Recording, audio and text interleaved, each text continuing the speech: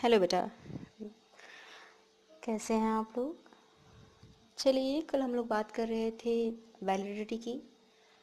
कल हम लोगों ने कॉन्सेप्ट जाना वैलिडिटी का क्या क्राइटेरिया है, उसको जाना, उसी कसौटियों को। आज हम लोग बात करते हैं types of the test validity. Types of test validity यानी वैधता के प्रकार। जो आपकी परीक्षण वैधता होती है उसका क्या प्रकार है, क्या टाइप्स हैं। यहाँ जो टेस्ट होता है, जो परीक्षण होता है, उसकी वैलिडिटी है वो ज्ञात करने की कई विधि हैं, जिसमें मनोवैज्ञानिकों ने जो भी आपके शैक्षिक परीक्षण होते हैं या मनोवैज्ञानिक जो परीक्षण होते हैं उसमें कई तरह की जो वैधता होती है उसका वर्णन किया गया है। अमेरिकन मनोवैज्ञानिकों ने मूल रूप से 3 तरह की वैधता को महत्वपूर्ण माना है। जो अमेरिकन साइकोलॉजिस्ट हैं उन्होंने 3 तरह की जो वैलिडिटी है उसको महत्वपूर्ण माना है। और इसके साथ ही जो कुछ अदर साइकोलॉजिस्ट हैं उन्होंने भी इसको कुछ क्राइटेरियन डिफाइन किया है। तो यहाँ हम लोग पहले चलते हैं जो डिफिनेशन आपकी डिफाइन किए गए हैं अमेरिकन मनोवैज्ञानिकों ने जो डिफाइन किया है, जो इसके टाइप्स बताए हैं, पहले हम लोग उसकी बात करते हैं। तो अमेरिकन मनोवैज्ञानिकों ने आपके 3 तरह की वैधता का वर्णन किया है, जिसमें पहला है आपका कंटेंट वैलिडिटी, दूसरा है आपका क्राइटेरिया रिलेटेड वैलिडिटी और तीसरा है constructive validity. Content validity, criteria related validity, constructive validity. It means विषय वस्तु वैधता, कसौटी संबंधित वैधता और निर्मित वैधता। ये तो आपके अमेरिकन मनोवैज्ञानिकों ने बात की थी, ये जो डिवीज़न किया गया है।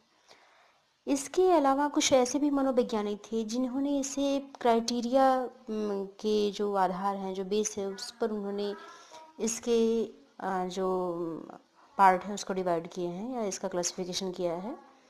इसमें अगर हाँ बात करें तो जो साइकोलॉजिस्ट थे उन्होंने इंटरनल क्राइटेरिया के अकॉर्डिंग और एक्सटर्नल क्राइटेरिया के अकॉर्डिंग टाइप्स जो हैं इसके बताए हैं वैलिडिटी के। और इसमें कुल आपकी बात करें तो 8 प्रकार की वैलिडिटी का जो है क्लासिफिकेशन किया गया है, जिसमें आपकी अगर हम इंटरनल क्राइटेरिया की बात करें तो इंटरनल क्राइटेरिया के बेस पे जो वैलिडिटी की टाइप्स हैं उसमें आपकी operational validity, face validity, content validity, logical validity और फैक्टोरियल वैलिडिटी की बात की गई है। ये जो आपके 5 डिफाइन किए गए हैं, तो इनका आधार जो है वो इंटरनल क्राइटेरिया का है। अगर हम एक्सटर्नल क्राइटेरिया की बात करें तो इसमें प्रेडिक्टिव वैलिडिटी, कंस्ट्रक्टिव वैलिडिटी और कंसर्जेंट जो वैलिडिटी है इसकी बात की गई है। यही आपकी टोटल जो वैलिडिटी है उसे क्लासिफाइड किया गया है। ठीक है, अब हम बात करते हैं अमेरिकन साइकोलॉजिस्ट ने जो आपकी वैलिडिटी को डिफाइन किया है या क्लासिफाइड किया गया है उनके अकॉर्डिंग। तो पहले हम लोग चलते हैं कंटेंट वैलिडिटी पे। यहाँ ध्यान आप लोग ये दीजिएगा कि ये कंटेंट वैलिडिटी मैक्सिमम पूछी भी जाती है, आप लोग एग्जामिनेशन में भी आता है और कभी कभी वाइवा में ऐसे क्वेश्चन पूछ लिए जाते हैं। ठीक है, तो बात करते हैं हम लोग कंटेंट वैलिडिटी की। कंटेंट वैलिडिटी जो विषय वस्तु वैधता है, इसको हिंदी में बोले तो विषय वस्तु जो वैधता है इसका संबंध जो है विषय वस्तु या किसी परीक्षण द्वारा जो मापी जाने वाले गुण होते हैं उसके सुसंगत होता है। जो विषय वस्तु वैधता है इसका संबंध विषय वस्तु या परीक्षण, जिस परीक्षण से हम मापी जाने वाले जो गुण होते हैं उसके सुसंगत होता है। विषय वस्तु वैधता को पाठ्यक्रम वैधता या अंतर विषय वैधता भी कहा जाता है। इस वैधता को मुख्य रूप से अगर हम बात करें तो उपलब्धि परीक्षण में आसानी से देखा जा सकता है। यानी कहने का अर्थ है कि अगर हम कंटेंट वैलिडिटी को मेज़र करना शुरू करें या देखना शुरू करें तो जितने भी अचीवमेंट टेस्ट हैं उसमें हम इसको देख सकते हैं। मीन्स जो content validity involves essentially the systematic examination of the test content to determine whether it covered a representativeness sample of the behavior demand to be measured। तो यहाँ कहने का अर्थ है कि जो आपकी विषय वस्तु वैधता होती है, इसमें परीक्षण यानी टेस्ट का जो विषय है उसका एक क्रमबद्ध एक तरह से बोले तो मूल्यांकन किया जाता है, और यह निश्चित करने के लिए किया जाता है कि इससे जो मेज़र हो रहा है, यानी इससे जो माप की जा रही है, उससे व्यवहार के जो प्रतिनिधि प्रतिदर्श होते हैं, क्या उसका मापन हो रहा है या उसका मेजरमेंट हो रहा है। तो यहाँ हम बात कर रहे थे कंटेंट वैलिडिटी की, जिसमें सबसे मूल आपकी बातें आती हैं कि हम जिसका मेजरमेंट कर रहे हैं उसके विषय वस्तु से इसका क्या संबंध है। तो यहाँ कह सकते हैं हम कि जो विषय वस्तु वैधता है, इसको स्थापित करना अगर हमको हो तो कुछ चीज़ें हमको हमेशा ध्यान में रखनी पड़ती हैं। कुछ चीज़ें मतलब कुछ ऐसे पॉइंट्स होते हैं जिनको हमेशा हमको अपने माइंड में रखना होगा, जिसके आधार पे हम कंटेंट वैलिडिटी को एक्सप्लेन कर सकते हैं और कंटेंट वैलिडिटी ला सकते हैं। तो इसमें पहला पॉइंट है आपका, जो भी आपके पाठ्यक्रम होंगे, ध्यान देने वाली जो बात है इसमें पहली चीज़ हम लोगों को क्या याद रखनी है, जो भी हमारा जो पाठ्यक्रम है प्रश्न से जो यानी कहने का अर्थ है कि जब भी हम टेस्ट एडमिनिस्ट्रेट कर रहे हैं उसमें जो कुछ भी इन्वॉल्व कर रहे हैं तो कंटेंट वैलिडिटी उसमें हो, इसके लिए ये ज़रूरी है कि समस्त पाठ्यक्रम से प्रश्न होने चाहिए। यानी जो भी आपके विषय हैं उस विषय वस्तु के संपूर्ण पाठ्यक्रम से, पूरे सिलेबस से अगर क्वेश्चन होंगे तो वहाँ पर कंटेंट वैलिडिटी जो है वो आपकी बनी रहेगी। ठीक है। अगर हम दूसरे पॉइंट पे अगर जाएं तो यहाँ हमको ये जब पता चल जाएगा कि यहाँ पे जो हम सिलेबस सेलेक्ट कर रहे हैं, जो कि नाम ही है इसका कंटेंट वैलिडिटी, तो जो सिलेबस है उसमें कोई भी भाग अगर छूट जाता है तो कंटेंट वैलिडिटी पूर्ण नहीं हो पाती। अभी मैंने पहले पॉइंट में इस बात का जिक्र किया कि जो भी हमारे समस्त पाठ्यक्रम हैं उन समस्त पाठ्यक्रम से प्रश्न होने चाहिए, तब तो हमारी कंटेंट वैलिडिटी बनी रहेगी, अन्यथा नहीं होगी। दूसरी बात है कि पाठ्यक्रम से कोई भाग छूटना नहीं चाहिए। तो पाठ्यक्रम से कोई भाग नहीं छूट रहा है, यानी पूरे कंटेंट से हमको हर पार्ट से प्रश्नों को लेना अनिवार्य है। अगर हम हर पार्ट से प्रश्नों को ले रहे हैं या टेस्ट में इंक्लूड कर रहे हैं तो वहाँ पर जो कंटेंट वैलिडिटी है वो हमारी अधिकतम होगी। ठीक है। आगे हम लोग अगर बात करें तो यहाँ पाठ्यक्रम के जो सभी भाग हैं उतना ही हम उनको महत्व दें जितना आवश्यक हो। कहने का अर्थ है कि पाठ्यक्रम का या विषय वस्तु का कोई भी ऐसा पार्ट न हो जिसको हम बहुत ज़्यादा महत्व दें और कोई ऐसा पार्ट न हो जिसको हम कम महत्व दें। जो भी हमारा कंटेंट है, जो भी हमारी विषय वस्तु है, हमको पूरी विषय वस्तु पर पूर्ण रूप से ध्यान देना है। पूरी विषय वस्तु को हमको उससे क्वेश्चन लेना है, यानी प्रश्न पूरे विषय वस्तु से ही लेना है, और पूरे विषय वस्तु को हमको उतना ही महत्व देना है जितना कि दूसरी विषय वस्तु को। यानी कोई भी हमारे सिलेबस का कोई भी ऐसा पार्ट ना हो जिसे हम बहुत अधिक किसी को महत्वपूर्ण समझें और किसी को हम कम महत्वपूर्ण समझें। ठीक है। इसके बाद अगर हम बात करें, अगर कंटेंट वैलिडिटी हमको बनाए रखना है तो प्रश्नों की जो भाषा है और जो उसका डिफ़िकल्टी लेवल है, जो कठिनाई स्तर है, वो जिस सब्जेक्ट पे हम टेस्ट एडमिनिस्ट्रेट कर रहे हैं उस सब्जेक्ट के जो आपके जो सब्जेक्ट हैं उनके लेवल के अनुकूल होना चाहिए। कहने का अर्थ है कि प्रश्नों की भाषा और जो उनका कठिनाई स्तर है वो छात्रों के स्तर के अनुकूल होना चाहिए। अब यहाँ आप कहेंगे कि छात्रों के स्तर के अनुकूल मतलब क्या है। यहाँ कहने का अर्थ है कि मानसिक स्तर के अनुकूल होने चाहिए। आपका सब्जेक्ट कैसा है ये तो आपको पता होगा, उसकी क्या मेंटल एबिलिटी है ये आपको पता होगा। तो जो भी आपने सब्जेक्ट सेलेक्ट किया है उसकी मेंटल एबिलिटी को देखते हुए प्रश्नों का चयन किया जाना चाहिए। यहाँ कहने का अर्थ ये है। साथ ही क्वेश्चन जो है उसका डिफ़िकल्टी लेवल, यहाँ डिफ़िकल्टी लेवल का मतलब कि क्वेश्चन ऐसा ना हो कि सपोज दैट अगर हम 8th क्लास 10th क्लास ऐसे बच्चों को ले रहे हैं तो क्वेश्चन इतने ट्रिपिकल ना हो कि ये पोस्ट ग्रेजुएशन या यूजी लेवल के हों, क्योंकि हमारा सब्जेक्ट जैसा है उस सब्जेक्ट के अकॉर्डिंग, उस सब्जेक्ट की स्टैंडर्ड के अकॉर्डिंग हमको क्वेश्चन देना है, और उसी को वो क्वेश्चन भी आपका उस स्टैंडर्ड के डिफ़िकल्टी लेवल के इक्वल हो, ऐसा रहेगा तब वहाँ पे कंटेंट वैलिडिटी आपको पूरी तरीके से मिलेगी। अगर ऐसा नहीं है तो कंटेंट वैलिडिटी हमको नहीं मिलेगी। क्लियर है? किसी भी जो परीक्षण है उसमें अगर विषय वस्तु है वैधता की बात करें, कंटेंट वैलिडिटी की बात करें, तो कंटेंट वैलिडिटी होने के लिए ये सबसे मूल ये है कि उसमें आइटम वैलिडिटी हो और सैम्पलिंग वैलिडिटी हो।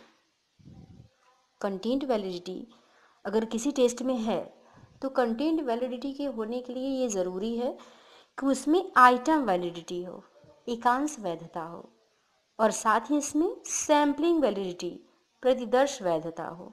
अगर ये दोनों वैधता है तब तो कंटेंट वैलिडिटी आपकी होगी। इसकी विपरीत अवस्था में जहाँ आइटम वैलिडिटी नहीं होगी, जहाँ सैम्पलिंग वैलिडिटी नहीं होगी, वहाँ पर कंटेंट वैलिडिटी मुश्किल से मिलती है या कहीं तो नहीं मिलती है। अब आप कहेंगे कि ये आइटम वैलिडिटी क्या है? जाहिर सी बात है क्वेश्चन दिमाग में आना ही है, व्हाट इज़ आइटम वैलिडिटी। तो बात करते हैं हम लोग आइटम वैलिडिटी की। आइटम आप लोगों को पता ही है, नहीं पता है तो याद दिला दूं मैं कि जो भी आपके परीक्षण होते हैं, परीक्षण की भी प्रश्नावली होगी, प्रश्नावली के जो प्रश्न होते हैं उनको आइटम, एकांश, पद कहा जाता है। ठीक है? अब एक एक पद की, एक एक आइटम की हम लोग क्या निकाल रहे थे जिस समय हम लोग टेस्ट डेवलप करते हैं तो हमको टेस्ट की वैलिडिटी पर निकालने से पहले एक एक आइटम्स की वैलिडिटी निकालनी होती है। यहाँ उसी की बात की जा रही है, यानी वेकांश वैधता। आइटम वैलिडिटी ही हम लोगों को ये बताता है कि आपका जो टेस्ट है उसके जो आइटम हैं उस क्षेत्र के व्यवहारों का मेजरमेंट कर रहे हैं या नहीं जिसके लिए उसे बनाया गया है। क्योंकि हम लोग वैलिडिटी की बात कर रहे हैं तो ये लाइन तो हम लोग ज़रूर बोलेंगे कि परीक्षण उसी का मापन करे जिसके लिए बनाया गया है। तो यहाँ पे परीक्षण में क्या रहा है आपका? आइटम ही तो है। आइटम ही तो मेज़र कर रहा है कि हमारा पर्सन कैसा है और उसका हम कहाँ तक मेजरमेंट कर पा रहे हैं। तो यहाँ किसी गुण का मापन करने के लिए आपके आइटम ही तो है जो कि आपको स्कोरिंग करने के लिए सहायता दे रहे हैं। तो आपका जो आइटम वैलिडिटी है वही ये बताता है कि जो हमारे टेस्ट हैं उसके जो आइटम हैं उस क्षेत्र के व्यवहारों का मेजरमेंट कर रहे हैं या नहीं जिसके लिए उनकी रचना की गई है। ठीक? यानी जिस व्यवहार के मेजरमेंट के लिए आइटम बनाए गए हैं क्या वो आइटम उस व्यवहार का मेजरमेंट कर रहे हैं? अगर हाँ तो इसका मतलब उसमें आइटम वैलिडिटी है। अगर जवाब नहीं में आ रहा है तो इसका मतलब कि व्यवहारों का मेजरमेंट नहीं कर पा रहा है ये आइटम, तो ये आइटम इनवैलिड है और ऐसे इनवैलिड आइटम को हमेशा टेस्ट से बाहर कर दिया जाता है, यानी टेस्ट से निकाल दिया जाता है। यानी जब भी हम एकांशों को छांट करके बाहर निकालते हैं, जो एकांश हमारी इनवैलिड होते हैं, रियलेबल नहीं होते हैं, तो वैसे आइटम्स को हमेशा टेस्ट से बाहर निकाल दिया जाता है छांट करके। ठीक है? तो ये तो बात हुई आइटम वैलिडिटी की। आगे अगर हम लोग बात करें तो मैंने कहा आप लोगों से सैम्पलिंग वैलिडिटी, सैम्पलिंग प्रतिदर्श वैधता।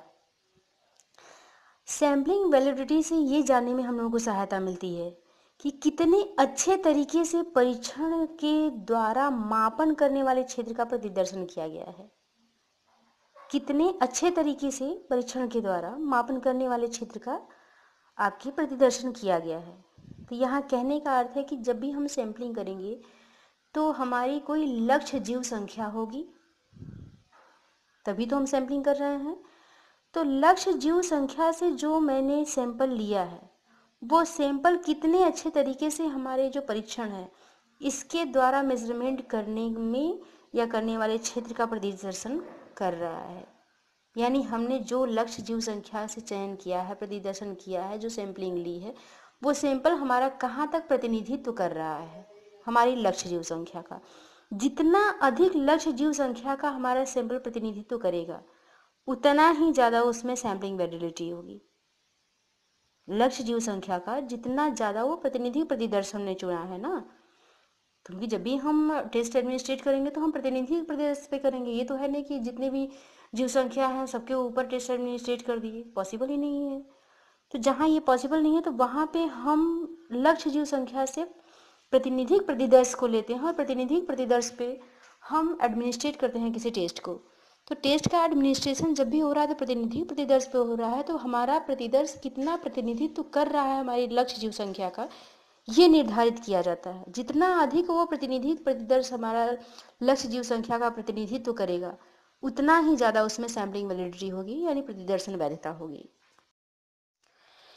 किसी भी परीक्षण की जो विषय वस्तु वैधता होती है, जो कंटेंट वैलिडिटी होती है, ये ज्ञात करने के लिए ये आवश्यक होता है कि विषय के जो आपके पूरे पाठ्यक्रम हैं, जो समस्त पाठ्यक्रम हैं, उनका पूरी तरीके से पूर्ण रूप से उनका विश्लेषण किया जाए।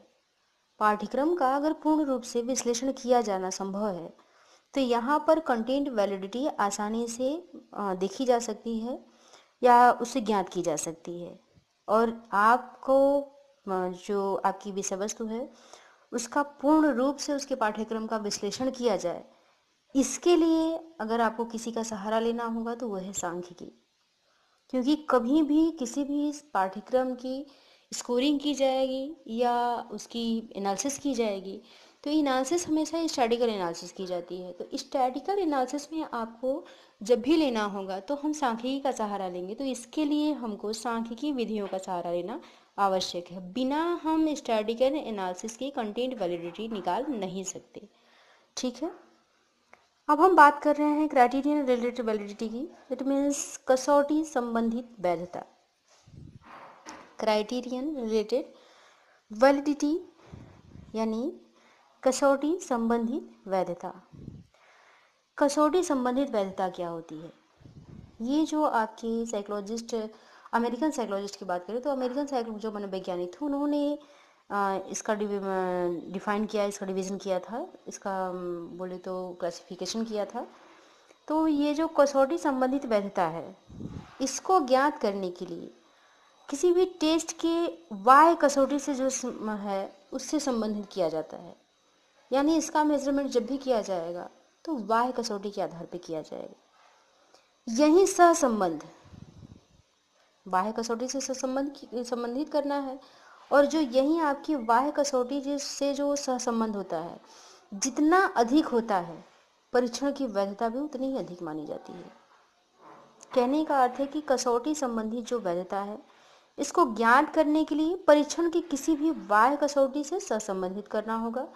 जब भी हम परीक्षण की बाह्य कसौटी से सहसंबंधित करते हैं तो ये सहसंबंध ही देखना है हमको कि हमारा सहसंबंध जितना अधिक होगा परीक्षण की वैधता उतनी अधिक होगी, सहसंबंध जितना कम होगा परीक्षण की वैधता उतनी ही कम होगी। तो यहाँ कसौटी संबंधी जो आपकी वैधता है, क्राइटेरियन रिलेटेड जो वैलिडिटी है, ये वास्तव में दो प्रकार की है, आपकी प्रेडिक्टिव वैलिडिटी और कंसल्टेंट वैलिडिटी। ठीक है, तो चलते हैं हम लोग प्रेडिक्टिव वैलिडिटी की तरफ, पूर्व कथित वैधता। तो प्रेडिक्टिव वैलिडिटी जो है, जो पूर्व कथित वैधता है, इसमें ऐसे परीक्षण जो किसी योग्यता, गुण या विषय के संबंध में भविष्यवाणी करते हैं, ऐसे परीक्षण जो किसी भी योग्यता, गुण या कोई विषय है उसके संबंध में जब भविष्यवाणी करते हैं तो उन परीक्षणों की जो वैधता होती है वो पूर्व कथित वैधता के द्वारा ज्ञात की जा सकती है। कहने का अर्थ है कि जब भी हम किसी टेस्ट की भविष्यवाणी करना चाहते हैं, उसके गुण की, योग्यताओं की, तो वहाँ पे पूर्व कहा ही गया है इसको पूर्व कथित। ठीक है, भविष्यवाणी करने वाली बात है यहाँ। तो जो भी परीक्षण होगा उस परीक्षण की किसी योग्यता या गुण के आधार पे जो हम भविष्यवाणी करते हैं उन परीक्षणों की वैधता को ही कहा गया है पूर्व कथित वैधता। इसीलिए इस वैधता को भविष्यवाणी वैधता भी कहते हैं। क्लियर है? अब यहाँ पे आप ध्यान दीजिएगा थोड़ा सा, क्योंकि कभी कभी उसके नेम को डाइवर्ट करके एग्जामिनेशन हॉल में पूछ दिया जाता है। तो यहाँ इसकी आपके जो पूर्व कथित वैधता है इसको भविष्यवाणी वैधता भी कहा जाता है। अगर हम साइकोलॉजिस्ट मार्शल की बात करें तो उन्होंने कहा है कि किसी परीक्षण तथा उपयुक्त कसौटी के जो प्राप्तांक हैं उनके बीच घूर्णन आघूर्ण सहसंबंध की भविष्यवाणी जो करता है वो वैधता गुणांक होता है, जहां कसौटी पर प्राप्तांकों को वांछित समय बीतने के बाद प्राप्त किया जा सकता है। अकॉर्डिंग टू मार्शल, उन्होंने स्पेसिफिक कहा है कि किसी परीक्षण और उसकी उपयुक्त कसौटी के प्राप्तांकों के बीच घूर्णन आघूर्ण संबंध ही, तो यहाँ घूर्णन आघूर्ण सहसंबंध है, ध्यान देना है आपको यहीं पर कि घूर्णन आघूर्ण सहसंबंध ही भविष्यवाणी वैधता का गुणांक होता है, जहां पर कसौटी पर प्राप्तांकों को वांछित समय बीतने के बाद प्राप्त किया जा सकता है। यहाँ कहने का अर्थ है the predictive validity coefficient is a Pearson product moment correlation between the score on the test and on appropriate criterion where the criterion measure is obtained after the desired lapse of time। Clear है यहाँ पे? यानी किसी भी परीक्षण की जो आपकी बात करें तो वहाँ सहसंबंध गुणांक ही भविष्यवाणी वैधता का गुणांक होता है, यही यहाँ भी कहा जा रहा है। ये जो आपकी प्रेडिक्टिव वैलिडिटी होती है यह परीक्षण किसी व्यक्ति या समूह की जो वर्तमान योग्यता है या उसकी वर्तमान जो क्षमता है उसका परफॉर्मेंस लेवल देखती है और परफॉर्मेंस लेवल के संबंध में ही भविष्यवाणी की जाती है। यानी पहले क्या होगा, परीक्षण जो है किसी भी व्यक्ति या समूह का, कभी भी टेस्ट हम एडमिनिस्ट्रेट करेंगे जाहिर सी बात है कि या तो हम पर्सनली करेंगे या ग्रुप में करेंगे। तो यहाँ व्यक्ति या समूह की बात की जा रही है जिसमें कि उसकी वर्तमान योग्यता और क्षमता जो होती है उसकी जो उस समय दिख रही है, उसकी योग्यता और उसकी क्षमता जो उसका परफॉर्मेंस लेवल है, इसके संबंध में ही भविष्यवाणी की जाती है। तो जो आपकी पूर्व कथित वैधता है ये ज्ञात करने के लिए व्यक्ति या समूह के जो आपके परीक्षण हैं उनके अंकों को और बाद में उस व्यवसाय में प्राप्त किए गए अंकों के बीच एक तरह का कोरिलेशन ज्ञात किया जाता है। यही चीज़ें यहाँ पे कही गई हैं कि correlation between the score on the test. तो यहाँ पूर्व कथित जब भी हमको वैलिडिटी मेजर करनी होगी तो पूर्व कथित वैलिडिटी मेजर करने के लिए किसी व्यक्ति या समूह के जो परीक्षण हमने एडमिनिस्ट्रेट किया था, जो टेस्ट मैंने एडमिनिस्ट्रेट किया, उस टेस्ट से जो हमको स्कोर मिले, ऑब्टेन्ड स्कोर मिलेंगे जाहिर सी बात है। तो वो जो स्कोर मिले और बाद में उस पर्सन या उस समूह के व्यवसाय में जो प्राप्त किए गए स्कोर मिले, उन दोनों के बीच, कहने का अर्थ है कि जब हम टेस्ट एडमिनिस्ट्रेट करेंगे उस समय जो स्कोरिंग होगी और वो व्यक्ति या समूह जिस किसी व्यवसाय में लगा हुआ है वहाँ से प्राप्त किए गए जो हमारे स्कोर होंगे, उन दोनों स्कोर के बीच हम क्या करेंगे, कोरिलेशन निकालेंगे। ये जो कोरिलेशन निकाला जाएगा इसी से हमको पूर्व कथित वैधता का ज्ञान होगा, यानी इसी के आधार पे हम भविष्यवाणी कर सकते हैं। क्लियर है?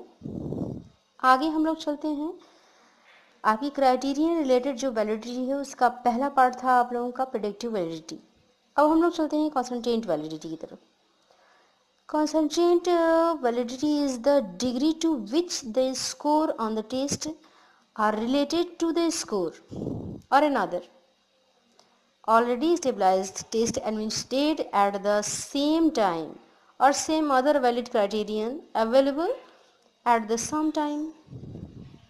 इजली है ये, कहने का अर्थ है कि एकीभूत वैधता जो है इसको समवर्ती वैधता के नाम से भी जाना जाता है। यह एक ऐसी वैधता है, यह एक ऐसी परीक्षण वैधता है जो किसी भी वर्तमान कसौटी के साथ सहसंबंधित करने पर मिल जाता है। इसलिए ये कहने का अर्थ ये समझ में आपको आ रहा होगा। यहाँ पर बस ध्यान देना है कि आप ये कंसल्टेंट जो वैलिडिटी है उसको समवर्ती वैधता भी कहा जाता है। ये थोड़ा सा आप लोग अपने माइंड में फिट रखिएगा, माइंड क्या मेमोरी में फिट रखिएगा। और ये एक ऐसी परीक्षण वैधता है जो किसी भी वर्तमान कसौटी के साथ, किसी भी वर्तमान कसौटी के साथ सहसंबंधित करने पर मिलता है, ठीक, यानी प्राप्त होता है। कहने का अर्थ है कि जिस सीमा तक किसी परीक्षण का जो प्राप्तांक है, किसी पहले से तैयार किए गए जो परीक्षण होते हैं जिसे साथ साथ एडमिनिस्ट्रेट किया गया हो या उसी समय में वो अवेलेबल हो, तो कोई अन्य कसौटी के प्राप्तांकों से सहसंबंधित होता है, तब उसे हम क्या कहते हैं, समवर्ती वैधता। ठीक है, यहाँ जो परीक्षण या जिस सीमा तक किसी परीक्षण का जो प्राप्तांक है पहले से तैयार किया गया था, पहले से प्रिपेयर किया गया है किसी टेस्ट की और उससे जो स्कोरिंग मिली, ठीक, साथ ही परीक्षण जिसे साथ साथ क्रियान्वित किया गया है, परीक्षण के साथ ही साथ किया गया होगा, और उसी समय में इससे पहले कोई अवेलेबल रहा हो कोई अन्य कसौटी के प्राप्तांकों से, तो वहां पर जो कोरिलेशन होता है इसे ही कहा गया आपका समवर्ती वैधता। यहाँ आपको बस ध्यान ये देना है कि जो पूर्व कथित आपकी वैधता होती है उसमें जो टेस्ट से प्राप्त आपके प्राप्तांक होते हैं, जो स्कोर होते हैं, उनके अंकों को भविष्य में प्राप्त सफलता या असफलता की अंकों की जो कसौटी है उस पर जांचा जा सकता है। ठीक, जो पूर्व कथित वैधता होती है उस पर जब भी हम पूर्व कथित वैधता यानी आपकी प्रेडिक्टिव वैलिडिटी जहाँ भी हम मेजर कर रहे हैं, तो वो टेस्ट से जो स्कोरिंग हम करते हैं, जो अंक हमको प्राप्त होता है, भविष्य में जो प्राप्त सफलता है या असफलता है, उसके स्कोर के आधार पे हम उसका टेस्ट कर सकते हैं, जांच कर सकते हैं। जबकि अगर हम समवर्ती वैधता की बात करें तो समवर्ती वैधता में जो परीक्षण की कसौटी है वो वर्तमान में ही होती है, वो सिर्फ वर्तमान में होती है, यानी जिसके साथ परीक्षण प्राप्तांकों का सहसंबंध ज्ञात किया जा सकता है, जो वर्तमान में हमको मिल रहा है।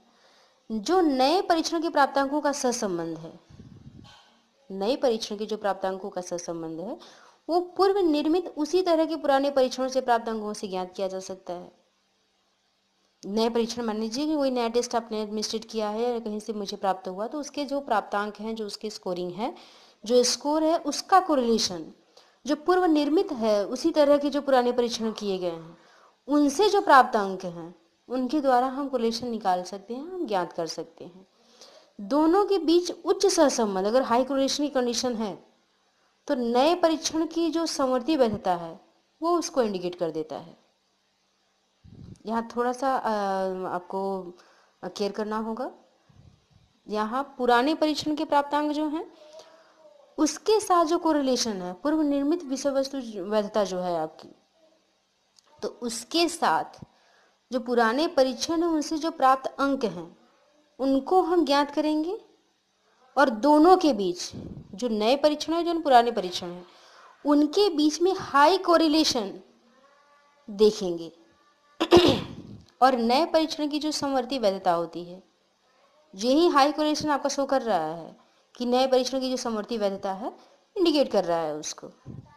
मीन्स कहने का अर्थ है कि the criterion measure against which test scores are validated may be obtained at approximately the same time as the test score or after a stated interval।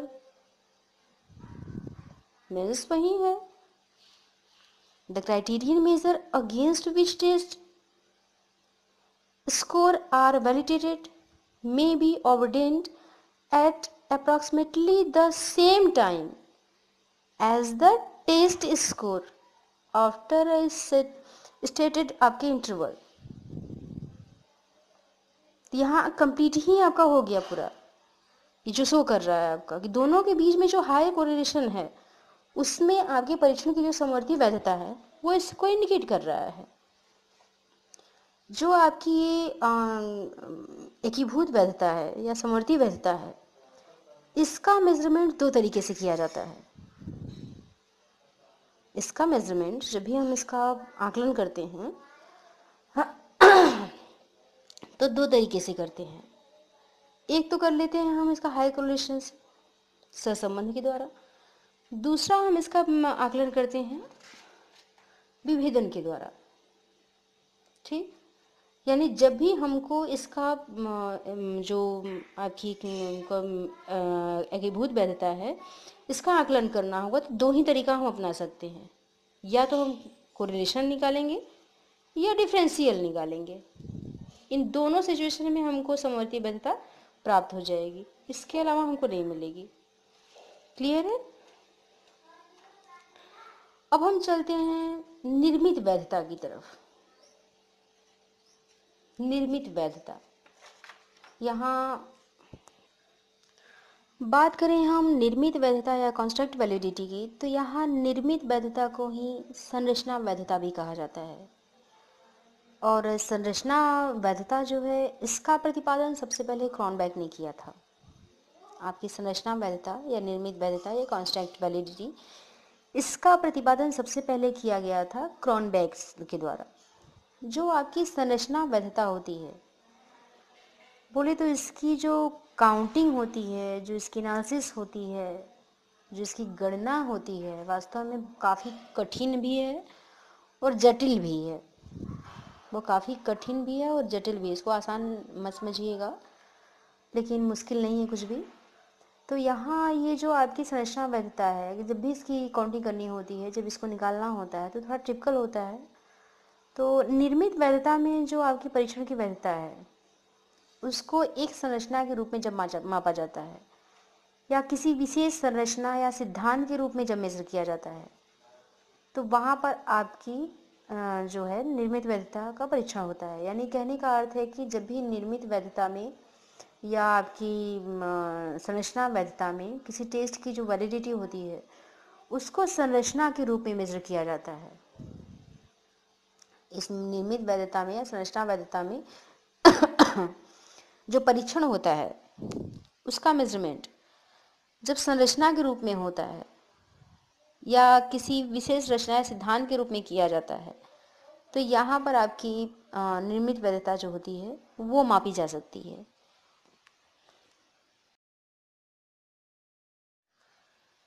चूँकि ये किसी रचना या सिद्धांत के रूप में मेजर किया जाता है, अभी मैंने कहा कि इसका जो परीक्षण होती है उसकी संरचना या उसकी रचना या किसी सिद्धांत के रूप में जब मेजर किया जाता है तो वहाँ संरचना वैधता होती है। सिद्धांत के रूप में मेजर किया जा रहा है, रचना के आधार पर मेजर किया जा रहा है, तो जाहिर सी बात है कि इसका जो आपका स्वरूप होगा काफ़ी कठिन होगा, इसकी गणना भी काफ़ी कठिन होगी। कहने का अर्थ है कि जिस सीमा तक एक परीक्षण किसी प्रस्तावित काल्पनिक संरचना का मेजरमेंट करता है, अब यहाँ है कि हाइपोथेसिस को ही मेजर कर किया जा रहा है, तो उसे ही परीक्षण निर्मित वैधता या संरचना वैधता कहा जाता है।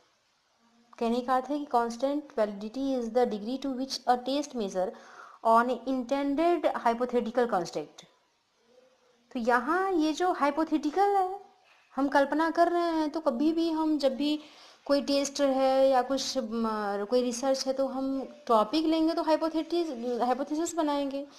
हाइपोथेसिस बन रही है, वहाँ उसके सिद्धांत बन रहे हैं, उसकी संरचना बन रही है, उसकी वैलिडिटी हमको मेजर करनी है।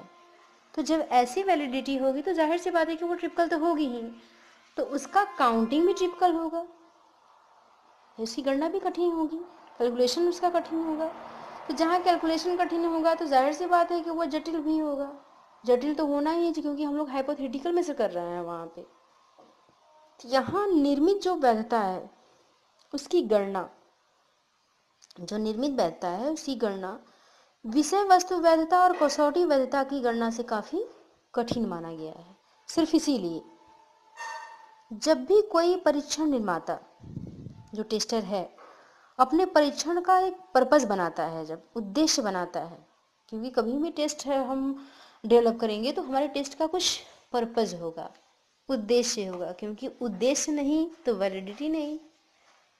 उद्देश्य में ही तो परिवर्तन होता है। मैंने इससे पहले ही आप लोगों को बताया था कि उद्देश्य से वैधता का घनिष्ठ संबंध है। तो जब भी कोई टेस्ट डेवलप होगा तो वहाँ टेस्ट जैसे ही डेवलप किया गया तो डेवलप करने से पहले हम उसका पर्पस हमारा कुछ होगा, हम किसका मेजरमेंट करना चाह रहे हैं। तो परीक्षण बनाता जब भी अपने परीक्षण का यह उद्देश्य बनाता है कि एक परीक्षण क्यों किसी संबंध के आधार पर विभिन्न प्राप्तांक प्राप्त किए हैं, तो ऐसे सैद्धांतिक संबंधों को ही निर्मित वैधता कहा जाता है। यहाँ समझ में आ रहा होगा आप लोगों को कि जब भी कोई जो टेस्ट डेवलपर है, टेस्टर है, उसने डेवलप किया तो परीक्षण का उद्देश्य वो बना लेता है। क्या बनाएगा परीक्षण का उद्देश्य? परीक्षण का उद्देश्य ये बनाता है कि व्यक्ति क्यों किसी संबंध के आधार पे, हम कोरिलेशन ही निकालते हैं, तो क्यों किसी संबंध के आधार पे जो हमारे प्राप्तांक होते हैं, जो विभिन्न तरीके के हमारे प्राप्तांक प्राप्त होते हैं, तो ऐसे सैद्धांतिक संबंध जो होते हैं इनके बीच में, जो हमारे सैद्धांतिक संबंध होते हैं, क्योंकि जब भी हम कोई टेस्ट एडमिनिस्ट्रेट करेंगे, टेस्ट डेवलप करेंगे, तो हमारा कोई पर्पज होगा, कोई उद्देश्य होगा, तो उद्देश्य बनाएगा और इसके बाद में क्यों किसी व्यक्ति या उस के संबंध में कोई संबंध के आधार पर जो प्राप्तांक प्राप्त किए हैं उन दोनों का जो रिलेशन है उसके बीच में जो सैद्धांतिक संबंधों को बताएगा, वही हमारा क्या कहा जाता है? निर्मित वैधता।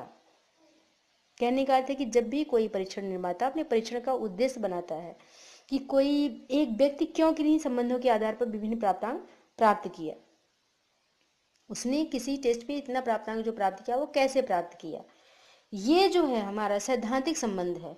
और सैद्धांतिक संबंधों को ही कहा गया है आपकी निर्मित वैधता। क्लियर है? यहाँ पे किसी भी परीक्षण की जो निर्मित वैधता होती है, ये ज्ञात करना थोड़ा सा जटिल होता है, कठिन भी है, ये भी मैंने कहा। तो कई जो ज्ञात करने में जो कई जटिल और जो संरचना होती है वो सिद्धांत के आधार पर जो प्राकल्पनाएं बनाई जाती हैं, जो हाइपोथेसिस बनाए जाते हैं, और फिर उन्हीं के विभिन्न चरणों की जांच करके निर्मित वैधता को ज्ञात किया जा सकता है। यहाँ पर फिर से मैं इस बात को रिपीट करूंगी, यहाँ थोड़ा सा क्लियर कर लीजिए आप लोग कि किसी भी परीक्षण की जो निर्मित वैधता होती है, जब भी टेस्ट में कोई टेस्ट मैंने डेवलप किया तो टेस्ट की जो हमारी निर्मित वैधता है, संरचना वैधता है, उसको हमको ज्ञात करना हो, तो जो कई प्रकार के जो जटिल किसी संरचना के सिद्धांत के आधार पर प्राकल्पनाएं बनाई जाती हैं, जो भी आपके हाइपोथेसिस बनाए गए हैं किसी संरचना के आधार पर या किसी सिद्धांत के आधार पर, क्योंकि हाइपोथेसिस जब भी बनेगी तो उससे संबंधित दूसरी जो रिसर्चेज हुए होंगे या रिव्यू और लिटरेचर होगा उससे मिला करके ही बनाया गया होगा आपका हाइपोथेसिस। अचानक यूं ही तो आपका हाइपोथेसिस बनेगा नहीं। तो यहाँ जब भी जो हाइपोथेसिस बनाए जा रहे हैं वो किसी सिद्धांत के आधार पे ही बनाए जाएंगे, और उनके जो विभिन्न चरण हैं, हाइपोथेसिस के भी आपके स्टेप होंगे, तो उनके जो विभिन्न चरण हैं उनकी जांच की जाती है, और उनके जांच के आधार पे ये निकाला जाता है कि यहाँ पर निर्मित वैधता है। ठीक है? जो निर्मित वैधता आपकी होती है, इसे ज्ञात करने के लिए 3 तरह की विधियों का कहें तो बताया गई है। 3 तरीके से निर्मित वैधता ज्ञात की जा सकती है। इसमें आपका आयु विभेदीकरण है, जो परीक्षण है उनसे सहसंबंध है, साथ ही इनके अंतर अगर हम आंतरिक संगति की बात करें तो उनके आधार पर भी हम परीक्षण की जो वैधता है या निर्मित वैधता है या संरचना वैधता है उसको ज्ञात किया जा सकता है। कहने का अर्थ है कि आयु विभेदीकरण, ठीक, परीक्षण के बीच में सहसंबंध और आंतरिक संगति, इन 3 विधियों के द्वारा संरचना वैधता का मूल्यांकन किया जा सकता है या संरचना वैधता को ज्ञात किया जा सकता है। अगर हम ऐसे वैधता की जो मेरिट्स हैं अगर उनकी बात करें तो आपकी वही बातें आएंगी कि जो परीक्षण वैधता होती है इसमें कोई भी परीक्षण किसी खास गुण या क्षमता का अगर मेजरमेंट कर रहा है तो वो आपका वैलिड होगा। कहने का अर्थ है कोई भी परीक्षण जब भी हम कोई टेस्ट बनाएंगे तो उसका कोई पर्पज होगा। तो परीक्षण मैंने डेवलप किया उससे पहले मैंने कोई उद्देश्य अपना बना लिया, कोई एम बना लिया है, तो जो हमारा उद्देश्य है उसके साथ हमारी जो वैधता है वो घनिष्ठ रूप से संबंधित है, संबंधित है। तो घनिष्ठ रूप से संबंधित है इसका मतलब कि हम जिस परीक्षण को बना रहे हैं और जिसका मापन करने के लिए बना रहे हैं वो उस व्यक्ति के व्यवहार के गुणों का आंतरिक रूप से, सामान्य रूप से और विशिष्ट रूप से उसका मापन करेगा, यानी पूर्ण रूप से उसका मापन कर रहा है किसका, जिसके लिए हम उसको बनाए हुए हैं, निर्मित किए हुए हैं। अतः वह परीक्षण उसी गुण या क्षमता का मापन करने में क्या होगा, आपका वैलिड होगा। लेकिन अगर उस परीक्षण के द्वारा किसी दूसरी का गुण का हम या क्षमता का मेजरमेंट करना शुरू करें तो पूर्णतः इनवैलिड भी हो जाएगा। तो यहाँ उद्देश्य से पूर्ण रूप से सहसंबंधित होगा आपकी ये वैधता। दूसरी बात अगर हम करें तो जो परीक्षण की वैधता होती है तो अभी मैंने कहा कि परीक्षण कभी भी पूर्णतः आपका इनवैलिड नहीं होता। कोई भी परीक्षण होगा उसमें कुछ ही मात्रा में होगा वो वैलिड, लेकिन होगा ज़रूर। तो यहाँ परीक्षण की वैधता की जो जो माप को कम या अधिक मात्रा में होती है। परीक्षण में वैधता, परीक्षण में कोई भी कभी भी किसी भी परीक्षण में अगर वैधता की बात करें तो कम या अधिक मात्रा में होगी, लेकिन ये नहीं होगा कि पूर्णतः अवैध होगा। साथ ही जो आज परीक्षण वैध है, ये ज़रूरी नहीं कि काफ़ी दिनों के बाद वो परीक्षण वैधता उसमें उतनी ही हो, क्योंकि देश काल परिस्थिति का भी प्रभाव पूर्ण रूप से पड़ता है। तो यहाँ आज जो परीक्षण वैलिड है, कम्प्लीटली वैलिड है, वो कल उतना ही परीक्षण वैलिड हो ये ज़रूरी नहीं है, क्योंकि जितनी पहले थी आज वैधता की परीक्षण के जो निश्चित गुण हैं वो नहीं मिल पाएंगे, देशकाल परिस्थिति का प्रभाव पड़ेगा, तो परीक्षण की जो वैधता है वो प्रभावित हो जाती है। ये आपके जो जो अमेरिकन मनोवैज्ञानिकों के द्वारा जो दिए गए हैं 3 प्रकार, आज मैंने उसकी बात की है। अमेरिकन जो मनोवैज्ञानिक थे उन्होंने 3 तरह की, मैंने कहा था कि वैधताओं की बातें उन्होंने की थी, content validity, criterion related validity और कंस्ट्रक्टिव वैलिडिटी। ये 3 वैलिडिटी की बात अमेरिकन मनोवैज्ञानिकों के द्वारा दिए गए हैं। अब हम लोग नेक्स्ट वीडियो में देखेंगे जो इंटरनल क्राइटेरिया और जो एक्सटर्नल क्राइटेरिया है, जिसके आधार पर जो साइकोलॉजिस्ट हैं और जो अन्य मनोवैज्ञानिक हैं उन्होंने इसके कुल 8 प्रकार बतलाए। जो वैधता है उसके 8 प्रकार बतलाए हैं। तो हम लोग नेक्स्ट वीडियो में बात करेंगे उन 8 प्रकार के जो आपकी वैलिडिटी है उसकी। ठीक है, ऐसा कोई भी क्वेश्चन जो आप लोगों को क्लियर नहीं होगा या कोई सब्जेक्टिव प्रॉब्लम्स होगी तो आप लोग नंबर पे सेंड कर दीजिएगा। ठीक है।